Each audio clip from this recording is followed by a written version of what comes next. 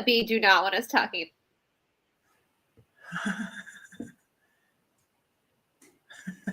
Are we live? Monet, what is going on? Okay, apparently we are live. And as we go live, Monet dies. Okay. But anyway, so hello everybody. Welcome to Aquarius Rising Africa Mystery Monday with a beautiful BRICE. And I really hope we're live. Can somebody in the comments section please just give us a thumbs up to tell us if we're live or not? Just let me know, because I don't know, as Monet started, everything died. Okay, hello, thank you, Linda. We just say, there was one time we thought we were live and we did like 15 minutes of the show. We were talking to ourselves. I know. So, hello. Okay, wonderful. Okay, but before we get into our show today, Monet, is your internet fine? It doesn't look like it's fine. It's a great photo. I just want to make sure Monet's internet, is your internet fine? Because we're doing a promo at the moment. And as for... Yeah, that's good now. Sorry, how are you guys? Yeah, I switched internets now. I think it's good to go now. It went dead as soon as we've gone live. Sorry. Okay, well, thank you so much again for this month's sponsor, which is Spooky2. And for those guys, if you haven't watched our previous interviews with John White of Spooky2, he's an amazing guy there on Solutions with Aquarius Rising Africa. He's developed the Rife Machine, the Spooky2 Rife Machine. So basically, just take control of your health with a convenient, affordable Spooky2 Rife Machine. Rife machines can deliver these frequencies with extreme precision and return you to good health. You will find the world's most highly advanced and versatile Rife system on Spooky2. And yeah, it's all about frequency healing. They're home Rife machines. They create so many natural remedies, stuff like that, and really, really, really well priced. So please check the link below. Put Chantal as your code, and you will get I think it's a 5% discount from them on whatever order or whatever you decide to purchase from them. And I got to tell you, they're getting a lot of people from our shows have actually gone that route. And they've actually purchased products from Spooky2. And I've had some emails from people just actually saying thank you for having him on, because, in fact, 3 emails this weekend I got from people. And I think the one day, the other 2 ladies didn't tell me what they purchased, but the one lady had told me she purchased a Rife machine. And she literally says it's changed her life. So these are great things. So I think if you guys are just wanting to heal, balance, anything, check out the Spooky2. So now we have our beautiful BRICE on Mystery Monday. And today we are talking about the Emerald Tablets, Tablet 1, the Fall of Atlantis. Wow. Now I remember being there. That is for sure. So I'm so grateful that we're going to be chatting about this today. Hello, BRICE. Hello, Monet. How are you guys? Here, hopefully the internet doesn't, I have to apologize if I vanish. They're doing construction next door. They tore down a restaurant and now they're building high rises. Like, who can afford high rises with these inflations, but whatever. And if I go, it's because they hit the line. So I apologize. It's always a little bit... We'll stay on. But that's so cool, the whole thing, because what we're going to be talking about, the Emerald Tablets, is a lot with vibration. That's what Thoth is telling us. So that's so cool that you guys got the Spooky2 thing. That's no coincidence, right? Never coincidence. Are there any coincidences, or is everything just perfectly designed and aligned and designed? You see, life is just beautiful. And we don't even have to go and watch the moon to tell us when to do things. We just do it and it happens. So, Yeah. that. Yeah. I would say coincidence is God's way of staying anonymous. I like that. That should be a Yeah. t-shirt. I like that. There is no coincidence. Yeah, I mean, there fun. really is. There's no coincidences. And when you were talking about this product, I was like, interesting. I see you, God. I see you. I see what you're doing, because this is what the tablets are all about, really. But before we get into it, my friend Emmy, who is also one of the sponsors for this 30-day challenge, shadow work challenge we're doing, she sent me I told her I'd share it on the channel. Her channel is Holistic Genie with Emmy, and she sent a meme this morning. The universe will send you exactly what you asked for, and then send you a distraction to see if you're gonna fuck up what you asked for. I was like, I have to share that because that is just I myself laughing. I love the way she put that. Send you a distraction, you know. I'll look at it in the way, and then you'll just fucking self-sabotage. What? It's like kaboom. So the universe is getting a kick out of us humans. We are the literal sideshow freaks for them to watch and see. Let's see what they do this time. Let's throw this at them. So that's actually what we're going to get into with the Emerald Tablets today. And I have so many books around me right now, guys, because the books I have on my bookshelf here are not just to look pretty. I actually use these for a lot of references. And before we get into Tablet 1, we have to talk about the Fall of Atlantis, because that is what Tablet 1 really is about. And so we have to break this down. And Ashanti, I think you and I were actually together at the Fall of Atlantis, were we not, in that life? I have absolutely no doubt we were there. I remember that life very well. I've had lots of memories. In fact, several around those lives, that era, definitely. Yeah. But and I know was there at the end, for sure. A lot of people have fears. We were talking about this, like water or drowning, and this could explain where this comes from. Yeah, because that's down Atlantis. I was saying to you just before the show started, are you surprised I live in a desert area now? I'm having no more of that shit happening.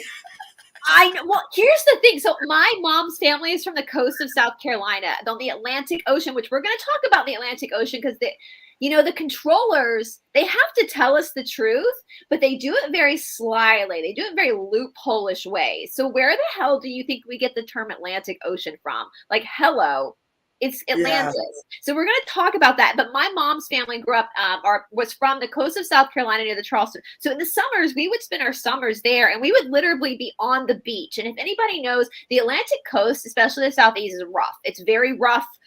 Waves, very strong undertows. And I would lay there in bed at night as a child with the window open, and you could hear the ocean like literally in the backyard. And I remember getting a little freaked out as a kid. Like, and now you're like, where did that come from? I was a young kid. Where was that fear coming from? And so we're going to talk about that today. We're also going to talk about the Annunaki, which is something I think most people on this journey are very familiar with, because this is where we get basically why Atlantis is so important, you guys. And it's so important to what we're going through right now is because we are Atlanteans. What do I mean by this? So Lemuria was the time before confusion. So what does that mean? Lemuria was the time before the Anunnaki came to our planet. When the Anunnaki came to our planet, they started to breed with the inhabitants, the Lemurian inhabitants, and created us. And I'm going to get into that. What does that mean? We all have a little bit of Anunnaki or galactic in us, and we all have earth-based elements in us as well, within our genetic makeup, which we're going to talk about. But before we get into the Anunnaki, I want to read an excerpt from Magdalene's Gospel, and I want you guys to hear what she is actually saying. Okay, I know this is a banned gospel, so some people are going to call it heretical, but if you call it heretical, I'd ask you, why do you think it's heretical? And if it's because somebody told you it was heretical, then that's not critical thinking skills. Do your own research. So Magdalene said, there are many gods and goddesses with great powers. Gods and goddesses, lowercase. There are many gods and goddesses with great power, and all manner of spirits that have secret knowledge. Yet the power that is within you is greater and hold on a second. But the power that is within you is greater, and the knowledge you possess is more rare and precious. I tell you, great and luminous beings shall come seeking power and knowledge from you. See that you give to all who ask and withhold only from those who come to steal. And those who receive, let worship the anointed of God Most High. She goes on to say, in reference to the source, the main source God, she says, the root of all is the ineffable one, dwells in the nomad, the single unity. She dwells in silence, since after all, she was a monad, a one, and no one was before him or her. All right, so what does she mean by we have this God, the singular God, this consciousness, but then she's also talking about gods and goddesses, lowercase g, who come seeking power. What she's talking about is the Annunaki, the Elohim. So what do we mean by this? Okay, let's get into Atlantis, because we know that the Magdalene bloodline, the Merovingian bloodline, we've talked about that on that channel before, is the Atlantean bloodline. And so that is why they're so obsessed with it. Why are the controllers so obsessed with the Atlantean bloodline? Because the inhabitants of Atlantis are our direct ancestors, and we're the reincarnation of them as well. Okay, so let's talk about Atlantis. So the destruction of Atlantis is the beginning of our current civilization. For us, it was the beginning, and if our ancestors, it was the end. So the people of Atlantis were the first people, the first in all the cosmos, the first people of mixed, meaning they were the offsprings of the people of the earth and those coming from the stars. All right. And I know we've talked about, so I have talked about on my channel before, if we look at the Bible and we just invert everything in the Bible, we get the truth. And so in the Bible, we're taught that the 12 tribes of Israel came from Jacob. We know that the darkness cannot create anything. It can only mimic and steal. And so Jacob, if we look at the 12 lines coming from Jacob, well, what is that today? That's the 13 bloodline families that are in control of everything. So if that's the darkness, and that's completely true, guys, if you go back and read what Jacob was doing, what Abraham was doing, their religious practices, they're the same religious practices they do on those islands, okay? What is then the real 12 tribes of Israel? Is Ra being Ra, the Egyptian Ra, Rael, the Elohim? Well, that's the 12 galactic groups that came to this planet, mainly starting through the Annunaki. So the Annunaki started coming to Earth when their planet started to die. Now, when I first started studying the Annunaki, I thought that they were all bad. And that was my bad, because we cannot generalize a group based on just the generalization of that group. Every single living being has choices and has free will. So even though we know the Draco predominantly are bad, there are a few Draco that are probably good because they make choices. They have decisions to make. And so if we're looking at the Annunaki, we're looking at two groups of Annunaki. Some of the Annunaki came to this planet, mated with the inhabitants of this planet, created families, created lives, and they loved this planet. And they loved their children, their offspring. Others came to this planet to rape and pilgrimage this planet to create minerals and take the minerals back to their planet. I know this sounds like Star Wars, guys, but the truth is far, far crazier than the fiction ever will be, okay? And so what do we have with the Anunnaki? We have what we call our Greek and Roman gods. So the mythology. So if we think back at mythology, we're going to talk about Zeus, because it is believed that Thoth's father was Zeus, who was Anunnaki. Now, Billy Carson, I am just obsessed with this guy at this point. I like obsessively listen to all of his lectures. He's on YouTube. I have reached out to Billy Carson to see if I can get him on my channel and possibly come on this channel too with me, because he's like a foremost expert on the Emerald Tablets. He's also one of the foremost experts in the Bible. He's a lot of the same belief systems that I think the three of us carry from what he has talked about. And he has a really great lecture about why our earth-based ancestors would have called them gods and goddesses. You had these people, these humanoid beings coming to this planet with a more advanced civilization, with more advanced technology. And so to the people of this planet's perspective, they were gods and goddesses because they had more technology. I mean, we see all through the Old Testament, we see references to UFOs. We see references to all this kind of stuff, and they see chariots of fire in the sky, right? And so that's why they labeled them as gods and goddesses, because they couldn't understand that these were sentient beings just like them, who were just a little bit more advanced in their technology, right? So they came to the earth, and so that's where we get the idea of like demigods, right? So basically, all of us would be considered demigods because we carry both the elements of this Annunaki group, these galactic groups, the 12, the Lyrans, the Palladians, the Arcturians, all these different that came to Earth and inhabited. That's why Magdalene said in that being that you are more luminous, you are more knowledgeable, because out of all the cosmos, out of all the galaxies, us Earthlings on planet Earth carry within our DNA collectively all of these strands. So this means that we are the strongest beings in the cosmos. We just don't know it. And that's what Magdalene was telling you. And so she was distinguishing between the lowercase gods and goddesses that came here versus the true source God, which we all connect to. And so what we're seeing, and there's a guy named Matthias De Stefano. Now, I listened to a lot of his lectures. He is on Gaia TV. I'm very skeptical of Gaia TV, but I listen to him anyway because he claims to has memories of Atlantis. And I listened to what he was saying.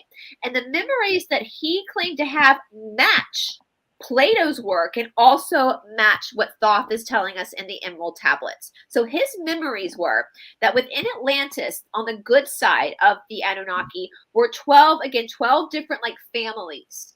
And they all had specific talents. So there was the priestly group, there were the alchemists, the philosophers, and they kept themselves kind of separate from each other to hone in on their own abilities. So where were these abilities coming from? They were coming from their galactic heritage. So you would have like one group of Palladians and Earthlings mixed, one group of Lyrans and Earthlings mixed. And so they were basically kept in these little schools where they learned how to hone in on what they could do so they could work together to create a more harmonious environment.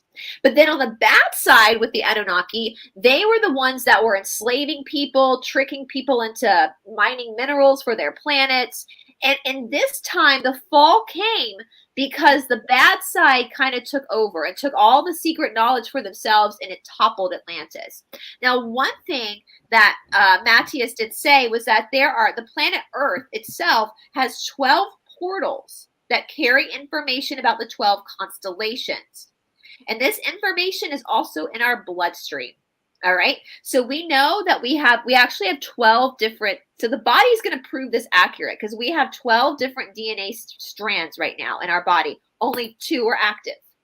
Okay. So we have 10 strands of DNA, all of us, you watching, Shante, Morning, me, we have these 10 inactive DNA strands. So if we talk about scientists have termed it junk DNA because they don't know what it is. So they've called it junk DNA.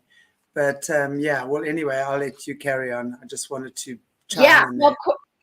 The way I see like the scientists in mainstream as being the selling snake oil, whereas the real scientists are coming from a spiritual background. We're going to see that with Thoth, because the scientists of Atlantis and the priests of Atlantis, their groups were right beside each other, facing each other, working together. And that's how it should be. Now, there are 10 missing tribes of Israel, are there not? 10 missing. So if everything in the macro is in the micro, are those not the 10 inactive DNA strands we have in us that we don't know we possess, that make us the strongest in the galaxy? I want you guys to understand that. This is why planet Earth is such a battlefield right now. It's not just for the resources of Earth. It's for us, because we collectively are all these constellations combined. And so that means that we have the power of the Lyrans, the Palladians, the Arcturians. We have all of those within our DNA. And so if we know how to tap into that and work for the good and harvest it for the good, we would be the most benevolent planet in the cosmos. Right? Well, they also said something that Matthias said that was interesting, that I really agree with. And I think, Shanti, we've talked about this so much, is that Atlantis was set up as a blueprint for human awakening. Mm-hmm. It was to have a different perception of ourselves. So that's the difference between Atlantis and Lemuria. Before, with Lemuria, there was no friction. There was nothing to show you a difference. But then when the Anunnaki came and the battle started, it was the perfect blueprint for our own awakening because it offered us the shadow side, right? So, it did. And also, if we look at it, Atlantis was the time where we were at our most spiritually evolved on this planet, known as the Golden Age. yes. But look at it as well. And I want to also just say, because this is something that I figured out in my mind beyond a shadow of doubt. When we look at Atlantis, we had lots of spiritual gifts and spiritually attuned and stuff like that. But as human beings, we're made up of spirit, emotion, thought, and physical, right? So if we just look at Atlantis and how a lot of the healing we did was crystals, okay? And crystals work extremely well with human healing because they vibrate on such a similar frequency to the human body. But anything external to yourself, we must realize is merely a tool. So crystals will help us open up, say, the energy pathways in the body where they've been blocked, but it's up to you to flow your energy through the pathways. So the crystal can only help you to a point. It's there just as a crutch for a moment in time or something like that, a support for a moment in time. Ultimately, it has to come from your own inner self. So how did Atlantis fall? Kaboom! Floods. Yes. Water. Right. And so you guys, so they talk about Atlantis being an island. Plato talks about it being an island. Yeah. Now, what I think it is, because I don't think it was one little island. We know that at some point there was what the mainstream science calls Pangaea, where all the continents were connected. No, you guys, the continents didn't split. There was land in between Africa, Europe, and the Americas that got toppled over. The main heart of Atlantis is what we call the Atlantic Ocean today, got flooded out. And there is actually, you can even look on YouTube, even things like National Geographic, which we know that they're not the most honest, but they have to tell us some of the truth, will show you explorations where they have found in the Atlantic Ocean old buildings. In the Pacific Ocean too, I covered on my channel a while ago, they found roads underneath the underwater, like yellow brick roads, you guys. So when we're looking at the island, we're looking at a huge landmass that occupied all of the land we know today, plus more land. And most of that land came and got flooded with the fall of Atlantis, separating us. Now with the portals, and I spoke about this on my channel, we're told by mainstream science that Black people are Black because they lived for a long time in Africa, and that's how they evolved. White people like myself and Mornay, who are very blonde-haired, blue-eyed, our ancestors were up where it snowed, and that's why we look like we look. But this is not what the legend of Atlantis is saying. We carry physical features depending on the dominant DNA strand from the cosmos, meaning that if you're Black, you're predominantly carrying one galactic heritage, whereas blonde hair, white people are carrying another. Now, our Atlantean ancestors knew this. They knew this. And in the Bible, it says with the missing tribes, you will know them by their flag. Well, what is a flag? It's your resemblance. It's what you look like, right? So even though, and when we look at the idea of the portals, back when the war with, I'm going to be careful about how I say this, but I don't know about the algorithms. We'll call it the unicorn country that starts with a U. You know, yes. The country that stars came in. So Kiev, according to the Cassiopean form, there is a big portal in Kiev. And who came through that portal was what we call the Kentuckian people. Well, who are the Kentuckian people? They were from the planet Kentucka, which they are what we call our Nordics. So they were people that look like Mornay and myself, and they created the Druid culture, the Celtic culture. And so when we start to understand these different portals popping up all over the earth, we see where these different galactic beings came through. So with that being said, I think most of us know racism is stupid. I'm going to say it again. Racism is stupid because we're literally all carrying DNA from all these galactic places, but our dominant one is what's showing on our physical body. Those are our flags. And our ancestors in Atlantis, on the good side, understood this. And so they would see each other, oh, you're more dominantly Palladian or you're more dominantly Lyran. We're going to work together because we each have abilities given to us by the one source creator. And if we work together, and each of us shines in our own way, we have a benevolent society of people helping one another instead of division and making one better than no race is better than the other. I think we know that. I think that's preaching to the choir right now. We know not one race is better than the other. They're just different because of the DNA galactic heritage. That makes sense. Yeah, so most people know of Atlantis by Plato's book, Timaeus and Critias, which he talked about the fall of Atlantis. And a lot of and I went back and reread some of this. I read it before in school, but we're talking this is a fictional utopian society that fell. All right. But if you go back and reread it and you look at Mateus's account and you read the Emerald Tablets, you realize what Plato is telling you is what happened. This is what happened. And it's interesting. Do you know what he says took out Atlantis, my friends? Not just a flood of water, but mud. A mud flood. Which we know a mud flood is also what took down Tartaria. I was going to say, there's that similarity there. Already that connection. Yeah. So riddle me that, Batman. Does that mean that these floods are changing of timelines? Is that what we're seeing? Because when I was reading it and I saw that, I was like, holy shit. Of course, I didn't notice this the last time I read it because I didn't know about the mud floods. But the fact that Plato was saying this, well, who was Plato? For those that live under a rock, Plato lived between 427 to 347 BC. So long before Yahshua was on this planet, Plato was doing his thing. His teacher was Socrates. His student was Aristotle. So there's the triple thread of these philosophers. And I know for a fact the Gnostic Christians actually used a lot of Plato's work in their belief systems. They were philosophers, right? So let's get into, now that we kind of have a background of how this all fell, let's get into the first tablet. Now, actually, one thing, before we get into the first tablet, I'm going to explain to Doriel, who is the translation I'm using, which is also the translation Billy Carson used. And so Doriel claims that these tablets are a frequency of light, and the light in you will cause the tablets to respond. So it'll tap it. The more you read these tablets, that's why I'm telling you guys, get yourself a copy. The more you read these tablets, it'll tap into your mind frequency, and you will start to quantum entangle with the vibration of these tablets. How psychedelic is that? You know?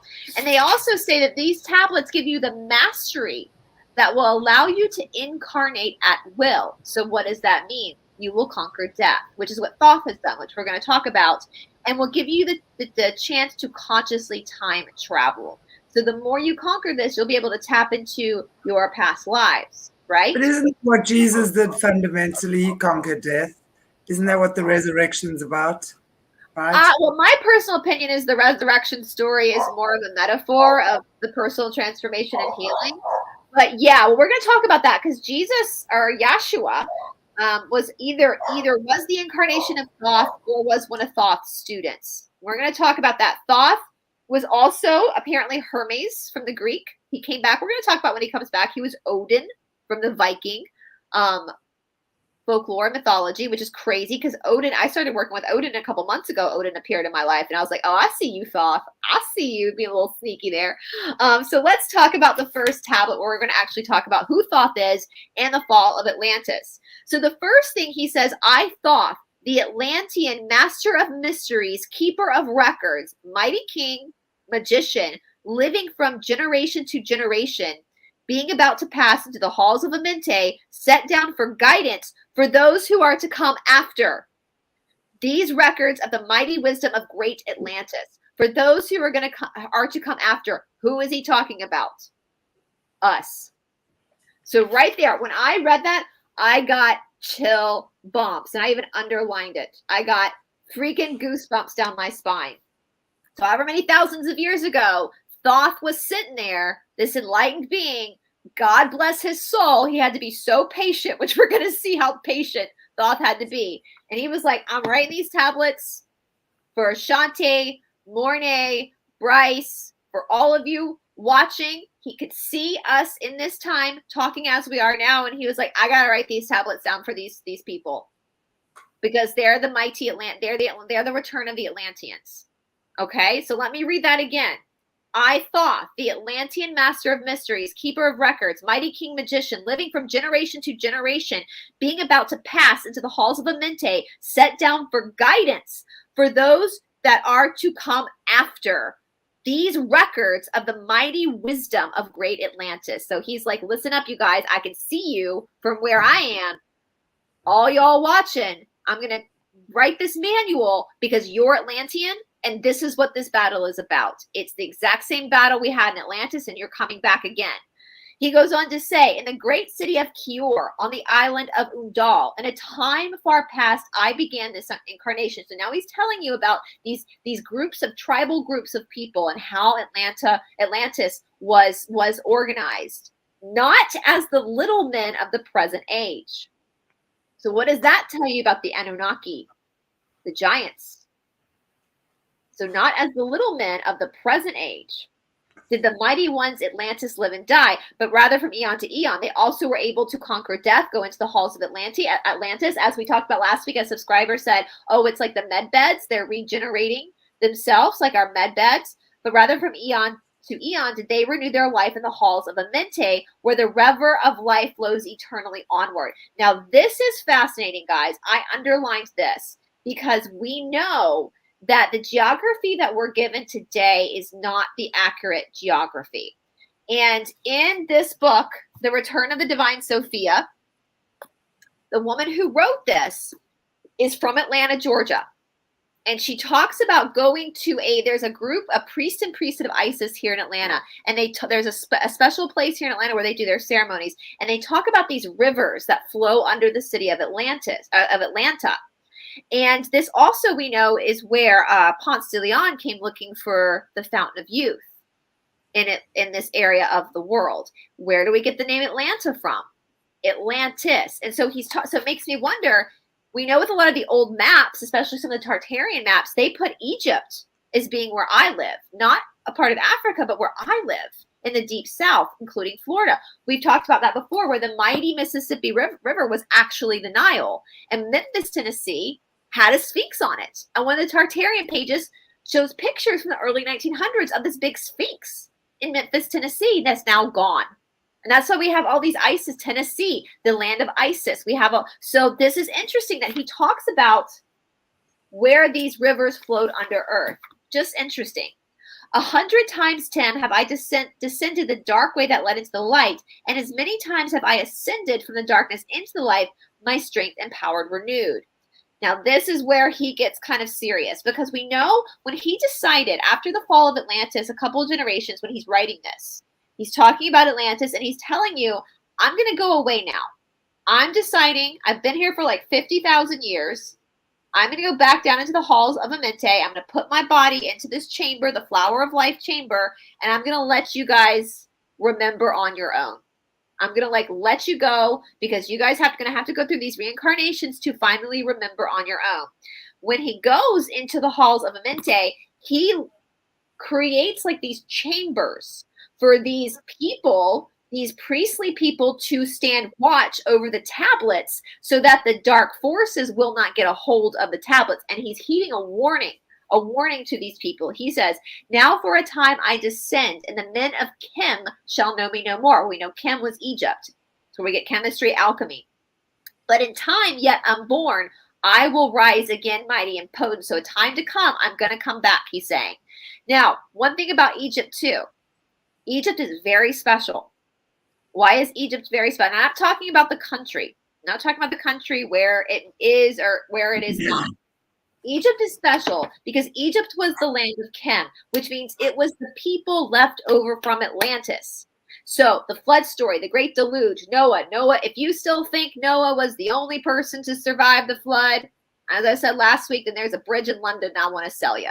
Like, wake up, get real. No, there were a lot of people who survived the flood. They went to high land. They went into hiding. Thoth was one who survived. Okay, so that's why when we see Egyptian hieroglyphics, what's the Egyptian race? There is no Egyptian race. It's all the races. When you see the hieroglyphics, it's white people, it's black people, it's Asian people, it's Latin people. There are blue people. I keep saying this. There are blue people. Where the hell are the blue people? You know, like, where did that race go? That is the biggest mystery, like unsolved mystery. Did they figure out how to get off this planet? I want to know where the blue people are. But we see the Egyptian culture is literally this leftover Atlantean hub. Okay, and so that's why all the world religions take from the Egyptians and manipulate them, because that was the true understanding of spirituality. So he's saying the land of Chem, Egypt, they're not going to really remember me because they got to go on their own journey. I'm going to go back to the halls of Amente because I'm enlightened. I'm going to let these people figure it out over how many lifetimes they got to die and be born again. But I'm going to write these tablets for this generation that's to come in 2020 so that they understand, start to remember where they came from. And I'm going to leave these like priestly kings to guard these tablets so the dark forces can't get them. And he says, he warns them. I thought this was quite savage of Thoth. I was like, ooh, Thoth, you're a bit savage. He says, then beware, O men of Chem. If ye falsely betray my teachings, for I shall cast ye down from your higher estate into the darkness of caves from whence ye came. Betray not my secrets to the men of the north or the men of the south, lest my curse fall upon ye. He's not talking about the location as in like a certain group of Atlantean leftovers. He's talking about other invaders. And Doriel goes on to say this. He says that he knew invaders from outer space would attack the Earth. What does that sound like? Draco. So Thoth knew that after Tartaria, there was going to come this mud flood and that these Draco were going to come and they were going to try to steal this knowledge. And so he's like, listen, I will curse you. Listen, if Thoth tells you he's going to curse you if you don't do something right, that would scare me. So I'd be like, yes, sir, I will do exactly what you say. He said, remember and heed my words, for surely I will return again and require of thee which ye guarded. So I'm going to come back, you pyramid priest, and I'm going to demand my tablets back. I need for you to make sure you keep these safe and that these damn Draco, these reptilians, don't come and take them. I need you to keep them safe for my descendants. For us, we are Thoth's children. We are the children of the descendants of Atlantis. He's protecting this for us. And he's like, I'm coming back, boo. Even though I'm going to go relax in the halls of Amente under the flower of life, I'm going to be coming back. You better keep this safe.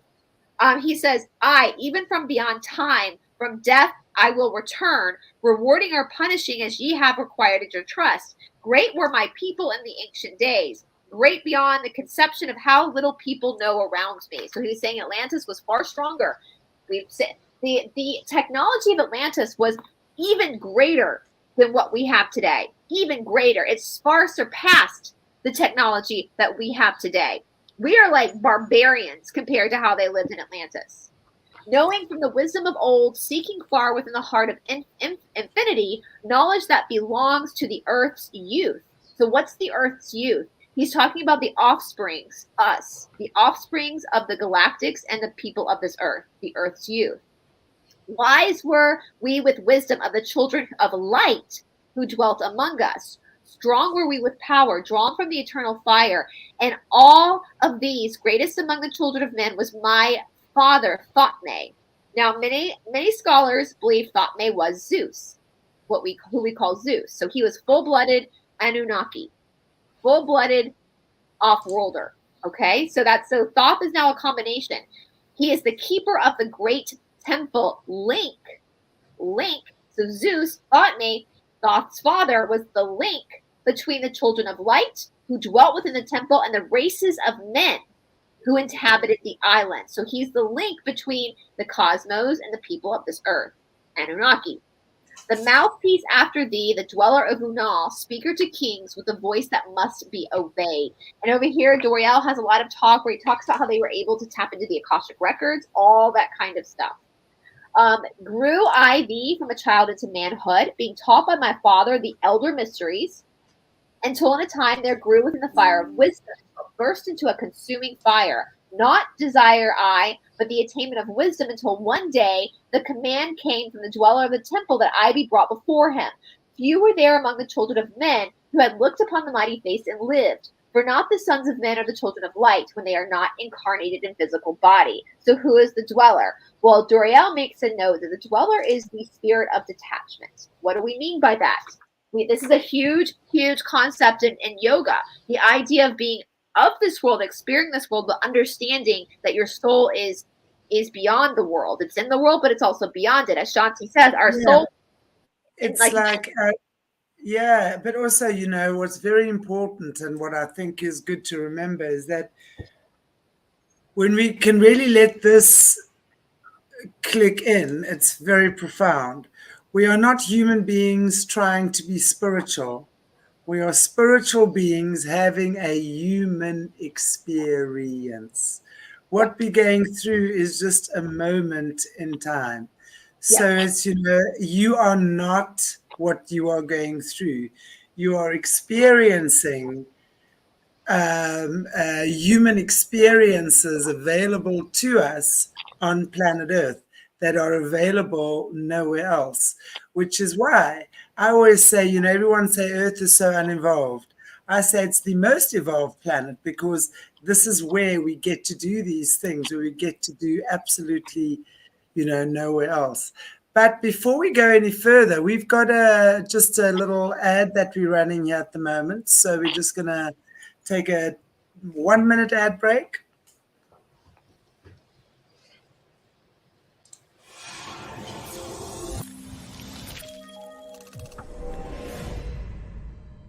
Rife machines can deliver these frequencies with extreme precision and return you to good health. I had stage 4 cancer non-Hodgkin's lymphoma, where only 3% survive. Luckily, I was one of those people. After chemo, my organs, including my brain, were damaged. I needed something to reboot my whole system. I used Spooky2 Portable Generator X Essential Kit. I've been using Spooky2 every day since 2019. I'm skeptical about many things. Words mean nothing. Action, evidence, confirms results. To assist my health, I select a program on the machine which always returns me a very good result. It's been 6 years since having stage 4 cancer. Using Spooky2 and eating well, I get the result that keeps me well and alive. Spooky2 is a company with high standards and morals. They do not believe that sickness is an opportunity for profit. To buy a Rife machine, please visit Spooky2 website, spooky2-more.com.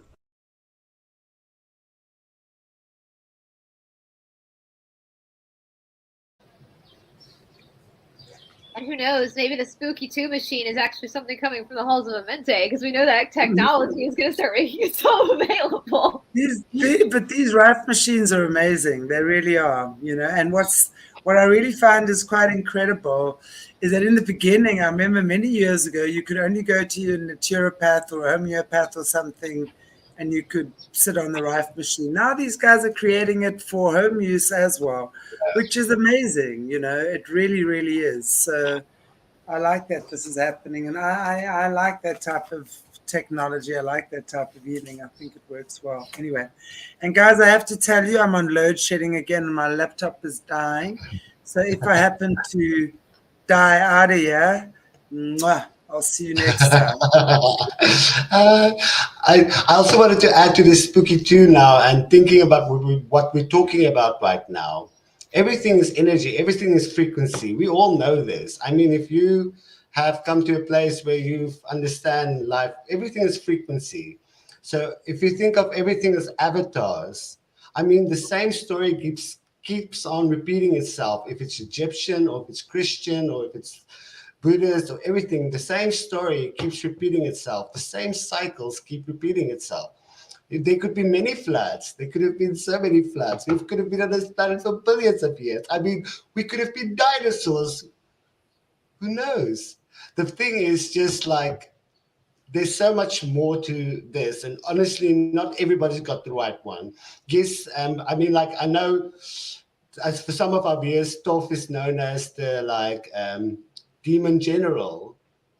But Yeah. what if that is that the same Thoth as we're talking right now? Is it even the Yeah, same name? Is there a different name? Are they playing with names?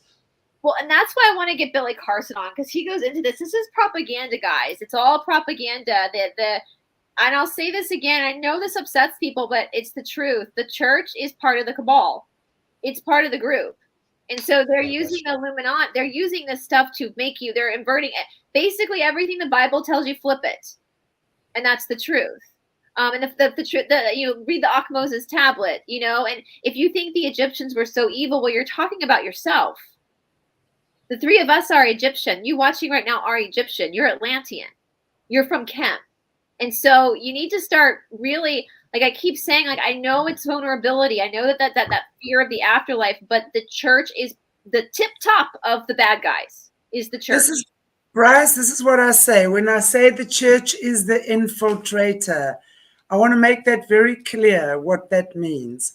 When you look at the Vatican, the Catholic Church, look at the audition room. Hello, there's the face of the serpent right there and then. Look no further than that. Now, when I say it's the infiltrator, they have used the church and cloaked it, or Satanism or Luciferianism, whatever you want to call it, and cloaked it in Christ and have infiltrated the people in the churches. That's what I mean. Yeah. So it's not that this church is this beautiful, pure building and these guys have infiltrated. No, the church is the spearhead of the infiltration that has now created many churches and many different denominations all over the globe. And of course, not all of them are, right? They have to create a cover. It's part of their cover, because most people are going to go, "Are you mad? You're so holy." And there's no bigger judgment than the church people, right? So that's why I say anything to do with the church, step back, rethink your stance on what you've learned there. And Billy Carson talks about this. They tell us in the church that Christianity spread so quickly because of the good news of the gospel. No, Christianity spread so quickly because they ordered rape and pillaging amongst people, and they forced people to accept this political control. The Bible, you're kidding yourself if you think it's the complete word of God. There is actual evidence of them changing the stories. And the biggest thing I'm going to ask you is, why did they change Joshua's name? The J did not exist when he lived. So why did they change? Yeshua was his name, not Jesus. Yeshua translates to Joshua. So where did Jesus come from? That's the first question you need to ask yourself. Why did they change his name? And Billy Carson's big on this too, and I try to call him Yahshua because Yahshua was his name. It wasn't Jesus, it was Yahshua. That was his. My name is Bryce. It's not Lucy, it's Bryce. So I try to call him Yahshua, right? That was his actual name. Yahshua, how come? Look at the story of Mithra. They took the teachings of the Christ and they mixed it with the story of Mithra. It's not Yahshua's story, it's Mithra's story. Why does your preacher wear a black robe? The same black robe as the judges wear. Because they're ruling for the bank. They're ruling for the Rothschilds. It doesn't mean that there's no God. It doesn't mean that there's no Christ. It just means they twisted it and inverted it. Right? And this is what Thoth is telling you. If you think Thoth is evil, why do you think Thoth is evil? Is it because someone told you he was evil? Or have you researched it for yourself? And if you're scared to research it for yourself because it's out of the Bible, that's mind control. You're in a cult. That's mind control. That's part of the bite model. And so research it for yourself. Thoth never called himself a god. We covered this last week. He told people, in fact, we're going to get to that part where he says, he's like, whoa. Do not worship me. Do not worship me. He says that. So basically, he was able to pass through the key of life because he figured out what Shanti was saying. He understood it all of a sudden, that he was a spiritual being, point blank, end of story. And so that's why he was able to go through the transformational fire. And he talks about the mysteries was glad, for only the search of truth could my soul be stilled and the flame within be quenched. He only wanted the truth. That's what we want. We want the truth. We are trying to quench our thirst for the truth of who we are. Down through the ages I live, seeing those around me taste the cup of death. So he's watching people around him who haven't figured it out yet die, have to face death because they're attached to their mortality versus becoming unattached, like the Dweller says. Gradually from the kingdoms of Atlantis past ways of consciousness that have been one with me, only to be placed by the spawn of a lower star. In the obedience to the law, the word of the master grew into a flower. Downward into darkness turned the thoughts of the Atlanteans, until at last his wrath arose from the Dweller. So all of a sudden, the dark entities took over. So the Dweller came in, the Almighty came in and smacked down Atlantis because it couldn't serve the flood. It couldn't survive anymore because the darkness had started to overpower the light, and only the light provides life. Speaking the word, calling the power, deep in the earth's heart, the sons of Amente heard and hearing, directing the changing of the flower of the fire that burns eternally, changing and shifting using the Legos until that great fire changed direction.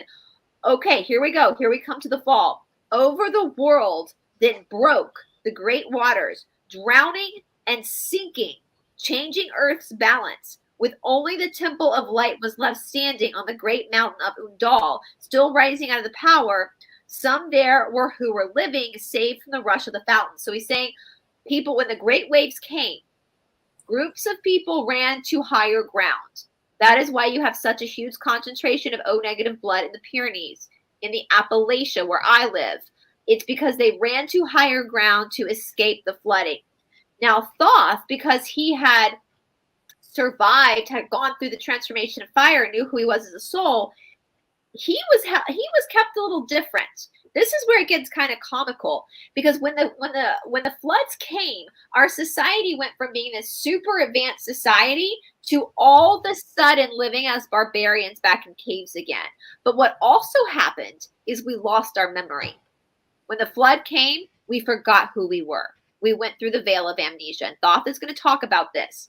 Called to me, then the master saying, so then God said to Thoth, gather ye together my people, take them by the arts that you have learned from across the waters until ye reach the land of the hairy barbarians dwelling in caves of the desert. Follow them there, the plan ye know of. So now God is saying, Thoth, I need you to go down and start talking to the hairy barbarians. So he's talking about us now, us Atlanteans. We fell from grace with the flood. We forgot who we are. We're living in caves again. So now Thoth is going to come back and start to try to talk to these people, to slowly try to get their memory back.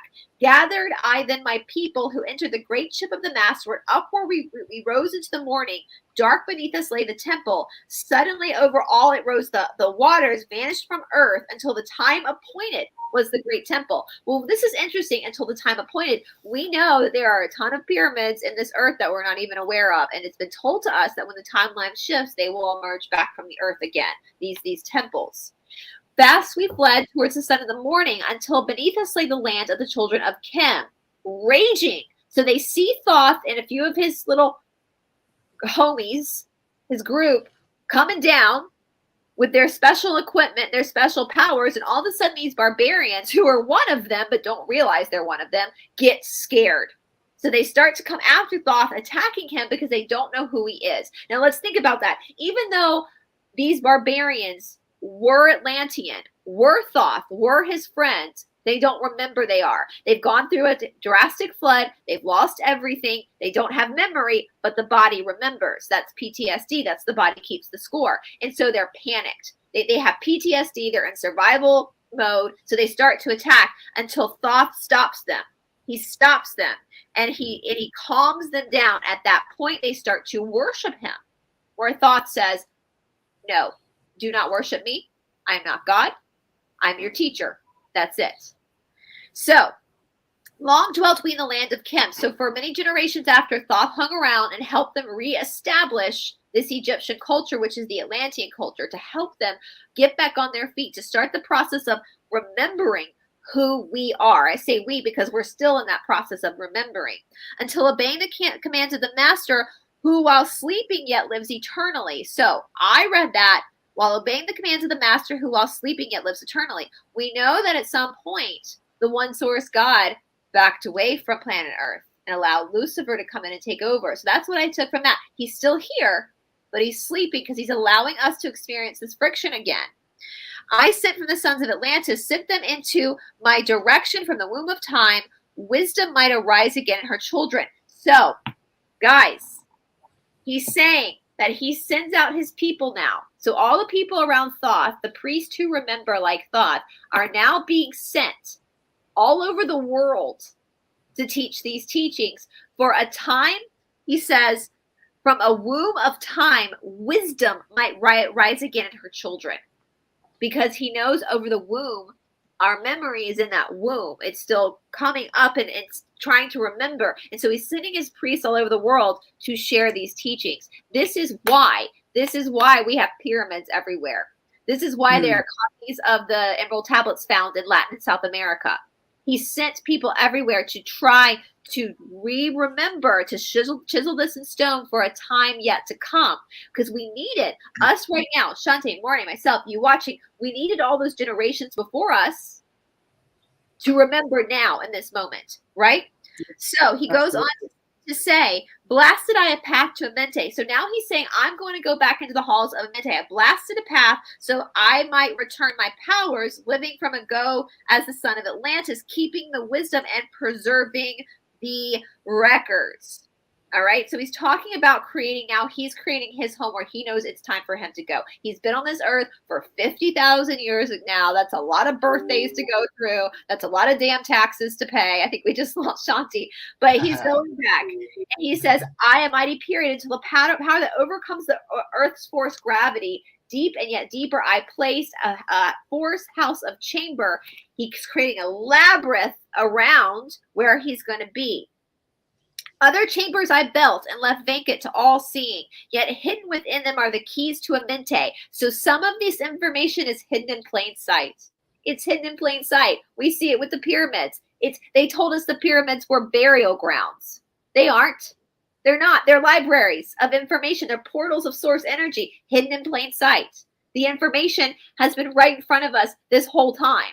It's hidden in plain sight until we were able to realize it. He who encourage would dare the dark realms, let him be purified by long fasting.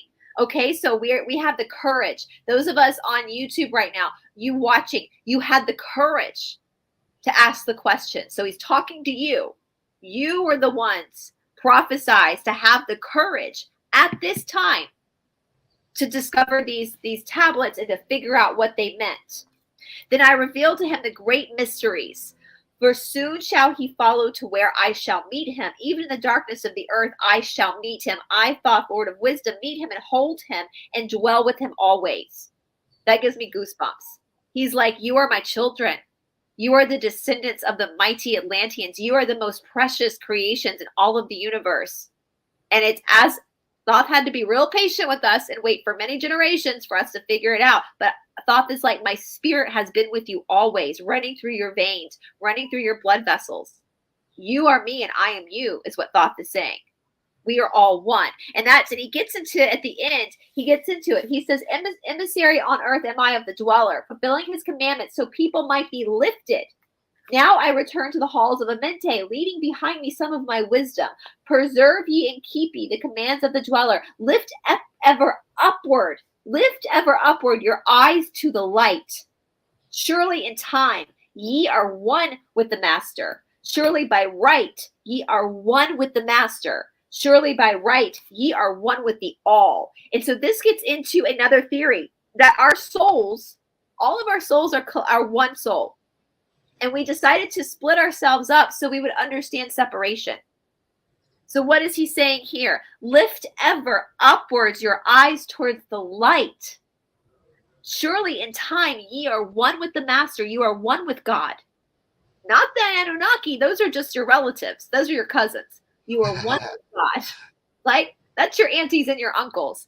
You are one. Ye are right with the master. You are already right with God. He is saying that surely by right, you're already worthy of God. You're already part of God.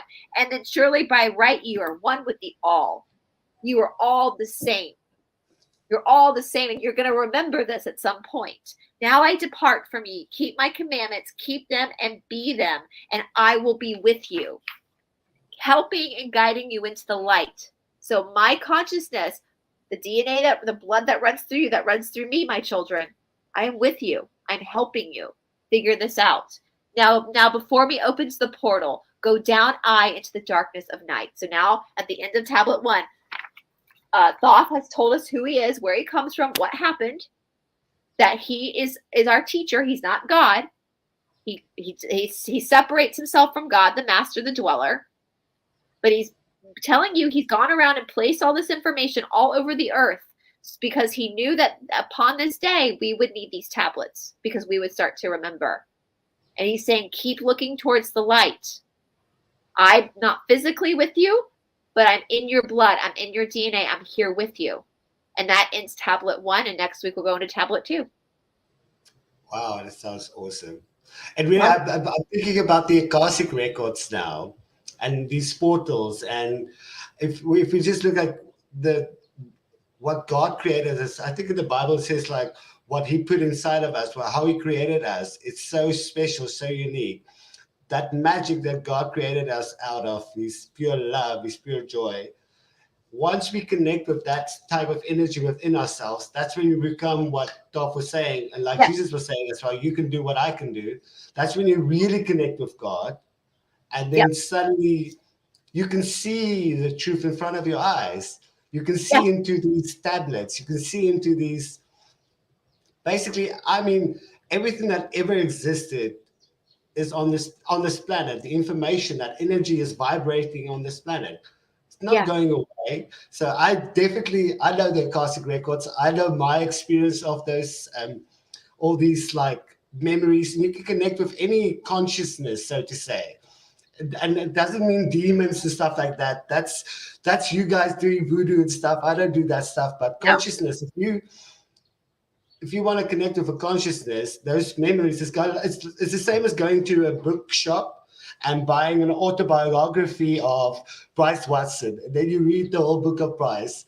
I mean, I definitely believe there's a way that we can actually just go sit and imagine technology once we can get to that point where we could go sit down. Okay, I want to download Bryce today, and I just want to feel what it means to be Bryce. Well, that's what Law of One talks about this. It's called the collective memory bank. And so when we go into third density positive, if there's an experience that I had in my life in third density that you didn't have, Mornay, and if you had an experience I didn't have, and you and fourth density positive are like, you know what, there's value from the experience that Bryce had, so I'm going to tap into the memory bank so I can experience it in my consciousness. You know what? I think we're already doing it. Yeah. I think, like we said, we're one soul. We share something. Yeah. And sometimes a cluster of souls have a similar experience that they need to experience on this planet. I don't like to use the word learning because we are all knowing. We are here to experience. First to remember. Just experience what we know. We want to experience what we know as a human being. Absolutely. So we share an energy, a vibration together. So when you get it right, it makes it easier for me to get it right, because when you get it right, your signal comes to my side that's also struggling. It could be translated into a thought, inspiration, or a smell, and then suddenly triggers me, and then, I'm finally getting this as well. And I mean, if people understand how we actually are all one, we're all in this together. It's even beyond. It's physics, it's science. I love it. It's quantum physics. We're all connected and we're sharing this collective experience. And that's what we said here. God is control the whole time. God is in control. So if you're struggling with control, just let it go. God is in control. If any one of us was in control, this big universal machine with the emerald tablets will splinter. Yes. Well, I have said it on my channel too. I was like, I think we need to give a round of applause to the priest, the pyramid priest, because obviously they kept these tablets hidden until the appropriate time. So, and this is what we know. And this is why, so if you think Thoth is bad, look at the inversion, what they're doing, because what Thoth is teaching you here is that you are already whole. You're already loved by God. You're already special. Where's the evil in that? There's no evil there. God, like, and I know God can be, I know some people experience God as very quiet. For me, it was never like that since little, thank God, because I needed that. But what I've learned with God, and that's why I say God is the old and coincidence is God's way of staying anonymous.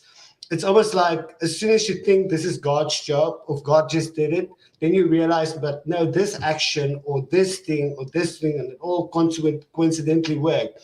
It's like God was saying, you are my children, go out and experience yourselves. Yes. And he was just sitting back there watching. You're like, okay, well, just a little push there. Okay, cool. And he's got no stress. He loves us all. He loves us too. I mean, he loves even Satan, you know. Yeah. God Oh, I've said doesn't that, yeah. I've said that before or too. resent or worry or so it's not about that. So it's about you. So where are you in alignment with God? Because if you're in alignment with yourself, then God can speak. And then you can see the annual tablets. And Joshua says that in the missing books of the Bible. He says that when you know yourself, then you know God. When you are aligned within yourself, then you are aligned with God. And that's what he's saying. I want to I hope people understand that this is so beautiful what he's saying. Emissary on earth am I of the dweller, fulfilling his commandments, so man might be lifted. Man might be lifted. Now I return to the halls of Amente, leaving behind me some of my wisdom.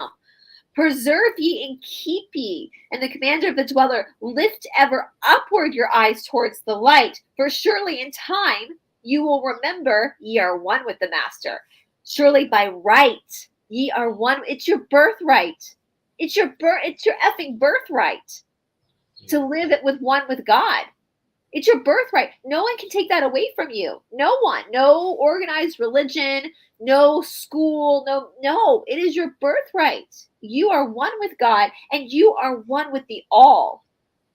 No one has, and I want to say that too, there's no elitism when it comes to God. Not one person is more worthy of God than the next, because we are all one. And it's your damn birthright. Yeah. There's no hocus pocus. There's no dumping your head in gallons of water. None of that. You were born worthy. You just don't remember you were. Actually, I think we do. We are born knowing, because kids know God. Kids don't need anybody. You know, before kids can even wipe their own butt, they know God. And then we confuse them. That's what's so beautiful. Thoth, I mean, y'all, like, you're part of this prophecy. He said that in the very beginning. He said, this is for guidance of those that come after, for us. This is for you. Go tell the good news. The good news is you're already one with God. That's always it. been, always will be. Always been. Even when we were hairy barbarians after the fall of Atlanta and couldn't remember anything and living out of caves, we were still one with God. You know? Or even when you were in the most darkest place of your world, where you feel you could murder everybody around you, and push right through. And that's exactly what I see when you say, Thoth, always look at the light, because that separateness, that feeling of separateness that we experience on this planet is like us as light going into the dark. So just, if it's too dark, just look up to the light again. Just remember you're always connected. Yes, that's what you are. You're the light. That's just remember that. So yes. And I love that he brought that up, because that's a philosophy. I don't even know if we've even talked about that. We took separate incarnations so that we would understand separateness, so we could remember we are the whole. That we are the whole, and we are part of that fractal of God. And I see nothing. I am like obsessed with Thoth now. Thoth is one of my favorite characters, people, and Billy Carson's really big on that. He was a person. He was a man. Even though they draw him with different symbols, no, he was a man, just like us, that figured it out. And so, and this is why a lot of these Lucy controlled organizations don't want you to know about Thoth, is because they want to keep you in that separateness. They want to keep you in that division. They want to keep you in that state of the haves and the have-nots, and of racism, and of the political division, when Thoth is saying, but you're not that. You're so much better. You're part of the light. You always have been. So well, that's a beautiful way to end this this show today, and I totally agree. We are from the light, and yeah, we are one. And to the light we will return. Yeah, Always, and God always, has a plan. Always have and always will. you can't kill a soul, guys. You can't kill a soul. So, yeah.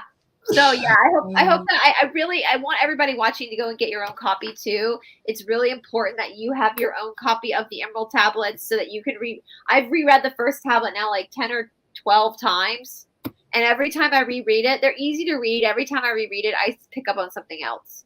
And so, because it's written for you, this is yours. He wrote this for you. So go get yourself a copy, guys, so you can join in with us too. And it's just beautiful. It's beautiful. We're all Egyptian. We're all Atlantean. We're all part of God. We're all part of the light.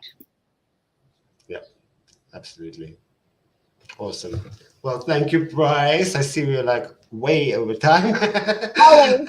Always. It was so fun. Always fun with you. Thank you for sharing your beautiful, beautiful research with us. And thank you, everybody, for joining us for today. And I think Shanti had load shedding, so she'll hopefully be back later. Went with Thoth. So yeah, everybody, thank you for joining us. Give us a like, give us a share, share, and yeah, thank you so much. And I hope everybody have a blessed evening or good morning or good day wherever you are. And yeah, we'll chat soon. Bye, guys. Again.